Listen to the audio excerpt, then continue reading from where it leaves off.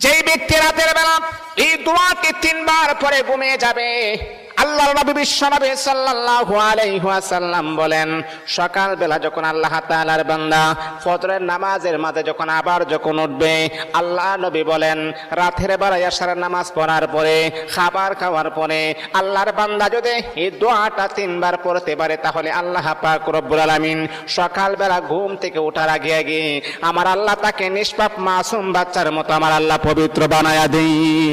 দোয়াটা সবাই আমরা জানি, আমরা সবাই কিন্তু দোয়াটা জানি, কিন্তু আমরা আমল করি না। দোয়াটা হলো আস্তাগফিরুল্লাহাল্লাযী লা ইলাহা ইল্লা হুয়াল হাইয়ুল কাইয়্যুম ওয়া আতুবু ইলাইহি লা হাওলা ওয়ালা কুওয়াতা ইল্লা বিল্লাহিল আলিয়্যিল আযীম।